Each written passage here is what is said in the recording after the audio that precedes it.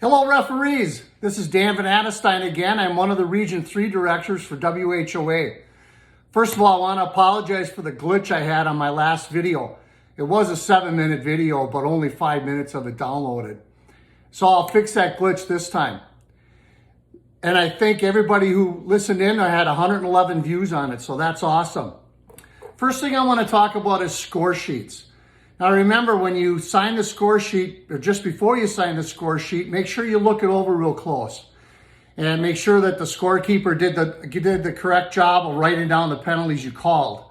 Also, one other tip is, if let's say it's a 2 and a 10 for checking from behind, you got to tell the scorekeeper that's 2 different lines on the score sheet, because that adds up to their 5 penalties. If a player gets 5 penalties, of course, you know he gets a game misconduct. But once the score sheet's signed, you cannot change it anymore. All right, so if you have a problem after the game or you realize you signed an incorrect score sheet, no big deal. You can do an incident report on WHOA's website. So you're good to go there. Just do your job and make sure you look it over first. Okay, the other one thing I want to talk about is relatively new. It's called stick on puck. Now, this is a concept that USA Hockey wants us to use to call penalties, because what they want to do is they want to take away from the game the punishing check. All right, so a check is to separate the man from the puck. What they have to do, the player who's checking has to have his stick below the knee. All right, because he has to at least appear that he's trying to play the puck. If he comes in with his stick a little higher than that, higher than the knee, then he's punishing. And we cannot let that, we can't have that in the game. There's no punishing checks. So what you do if you have something like that, which actually makes it really easy to call the game, a lot easier. You see a player going into the puck carrier, and if the stick is above the knee, bam, you got a penalty. Now you just watch the rest of the play and see what you're gonna call. If everything else is fine, just that stick is up and he's punishing the player, it's a roughing. All right, if the stick's up over his head, or the elbows are up, or a head contact, whatever, any of those things, then that's what you pick. All right, so make sure you do that stick on puck. In fact, I'm gonna have a link on this email. We can go into USA Hockey and it'll explain that to you. So make sure you call that stick on puck. Of course, that's for Bantams and above. Now, if you're reffing a game where there's no checking, one tip to know if it's a check or if it's angling is also the stick.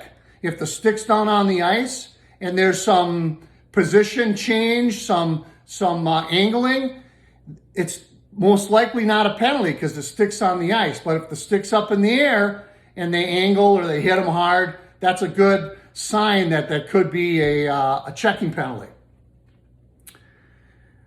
So I want to talk about music being played at the game. Now, one of the things about music being played at the game, as soon as the music comes on at a stoppage of play, all normal verbal communication ends. It's really hard to talk to a coach. It's really hard to talk to a player unless you raise your voice. And who wants to do that? You get the impression that you're mad about something or the coach is mad at you because you're trying to raise your voice over the music. So if you want to, this is just a suggestion. If you want to, you can politely ask the scores table that you're going to modify the music a little bit. You could tell them, listen, you can play it before the game, after goals, between periods, go right ahead. It's during the stoppages that you don't want them to play the music. Because, like I said, communication is so important. That's when a coach is going to ask you a question. Who wants to skate all the way to a bench because the music's blaring to listen to him if it's just a complaint?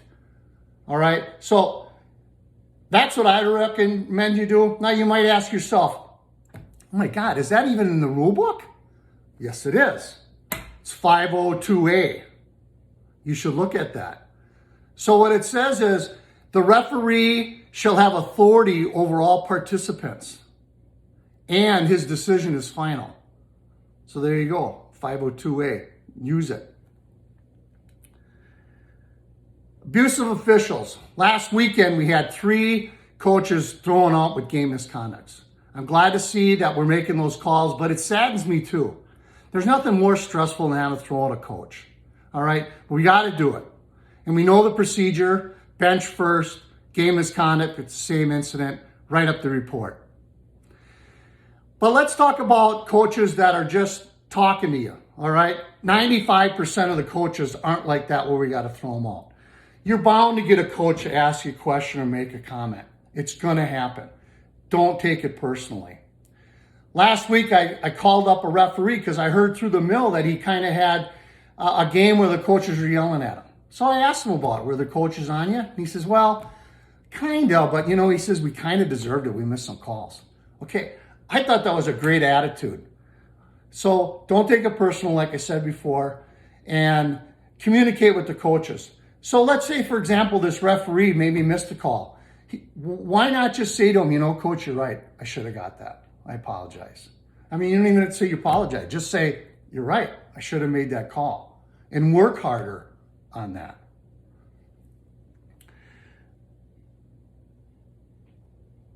But what you have to do, if you run into these coaches that rant and rave, and they just can't control themselves, make those calls.